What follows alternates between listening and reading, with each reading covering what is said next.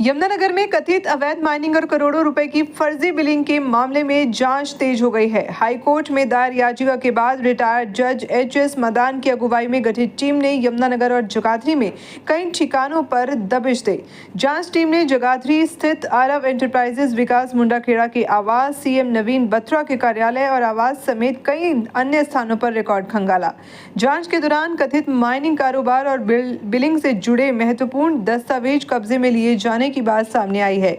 बताया जा रहा है कि मामले की जांच पंचकुला से शुरू हुई थी, जहां माइनिंग कंपनियों से जुड़े कथित बिलिंग और लेन-देन की जांच की गई।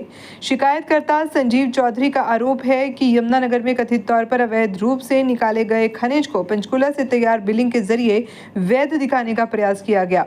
शिकायतकर्ता ने करीब 50 से 100 करोड़ रुपए की कथित फर्जी बिलिंग का दावा किया है। हालांकि इन आरोपों की आधिकारिक पुष्टि जांच पूरी होने और सक्षम एजेंसी की रिपोर्ट आने के बाद ही होगी। मामले में आम आदमी पार्टी नेता चौधरी आदर्श पार, सीए नवीन बत्रा, विकास मुंडाखेड़ा, ललित अजमेर और कुलदीप समेत कई नाम शिकायत और जांच के संदर्भ में सामने आए हैं। केवल शिकायत या जांच में नाम आने से किसी की आपराधिक जिम्मेदारी साबित नहीं होती। अब सबसे बड़ा सवाल यही है कि क्या माइनिंग, ट्रांसपोर्ट और बिलिंग से जुड़ा कोई संगठित नेटवर्क सक्रिय था और कथित वित्तीय लेनदेन का वास्तविक स्वरूप क्या था। फिलहाल जांच टीम द्वारा जुटाए गए दस्तावेजों की पड़ताल जारी है और रिपोर्ट सामने आने के बाद ही पूरे मामले की तस्वीर साफ होगी। साल से है लगभग। जब ये माइनिंग के ठेके चल रहे थे, कहीं बोली हो रही थी, तो कहीं मेरा नाम आ गया था। जगाधरी से हमारे लोग भी गए थे उसमें बोली में, ललित है इसमें, विकास हैं, ये लोग गए थे।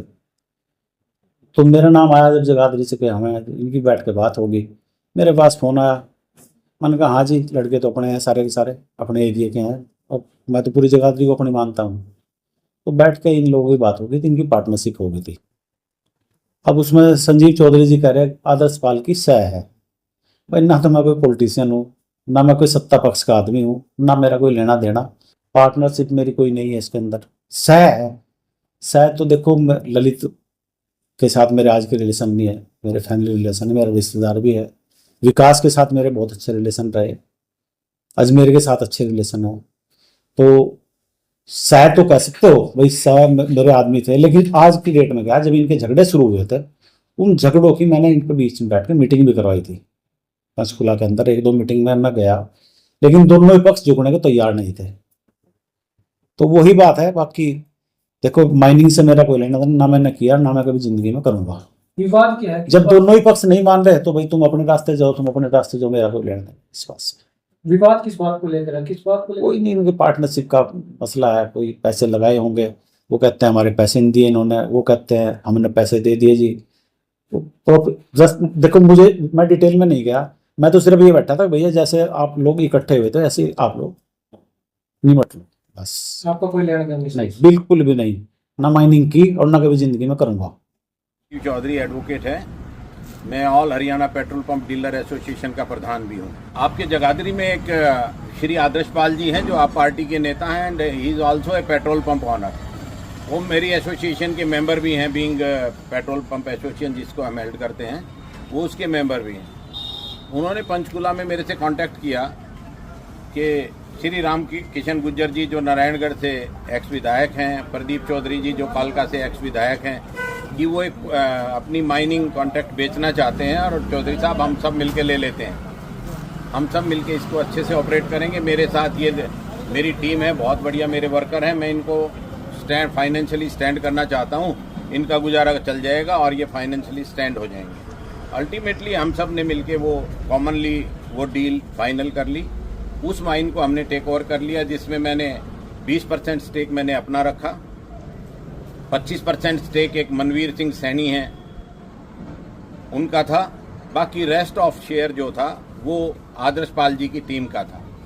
आदर्श पाल जी ने कहा कि मैं इसमें रिकॉर्ड पे पार्टनर नहीं आऊँगा, तो उन्होंने ललित कुमार बेगमपुर हैं, विकास कुमार मुंडाखेड़ा है और एक है नवीन बत्रा जो यहाँ सीए का काम भी करते हैं, आपकी जगाधरी में कहीं उनका ऑफिस है। इन सभी को डायरेक्टर बनवाया, मैं भी उस फर्म में डायरेक्टर बना और शेयर होल्डिंग वगैरह सारी तय हो गए, सारे डॉक्यूमेंट साइन हो गए। इसके बाद आदर्श पाल जी ने कहा कि मेरी टीम के पास काम नहीं है, लड़के वहाँ खाली घूमते रहते हैं, आप इनको हैंड ओवर कर दो। माइनिंग ऑपरेशन हमने एक गुडविल में, जैसे बिजनेस की टैक्टिस होती है, एक दूसरे पे विश्वास करके चलना पड़ता है, हमने उनके हवाले पे बिजनेस ऑपरेशंस कर दिए। उस माइन को चलते हुए 11 महीने हो गए। कई बार हमने बैठने के लिए कहा, हिसाब करने के लिए कहा। सैनी साहब जो मनवीर सिंह सैनी जी हैं, उन्होंने भी कहा। उनके एक अंकल हैं पॉलिटिकली, वो एक अच्छे रेपुटेड इंसान हैं, श्री गुलाब सिंह सैनी जी, उन्होंने भी मीडिएशन करने की कोशिश की। बट ये लोगों ने 11 महीने में एक भी पैसे का हिसाब नहीं दिया।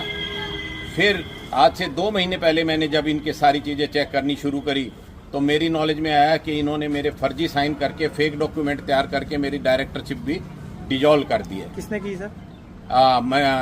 ललित कुमार ने, विकास कुमार ने और नवीन बत्रा ने। वो तीनों ही इस कंपनी में डायरेक्टर हैं और स्टेक होल्डर भी हैं। तो वजह क्या लगती है, क्यों आपके साथ ऐसा? वो इसलिए किया कि अगर हम लोग माइनिंग ऑपरेशन में इन्वॉल्व कर रहते तो इनका जो कांड खुला, जब मैंने जांच की तो मैंने ये पाया कि इन्होंने बड़े थोड़े टाइम के अंदर ही 20 लाख मीट्रिक टन से ज़्यादा मिनरल्स एक्सट्रैक्ट किए हैं माइन से, जो कि उस माइन में इतना मटेरियल ही नहीं है। मैंने उसका ड्रोन सर्वे करवाया उस माइन का, उसमें 20 लाख मीट्रिक टन नहीं था, कभी उसमें इतना मटेरियल नहीं था खनन के लिए।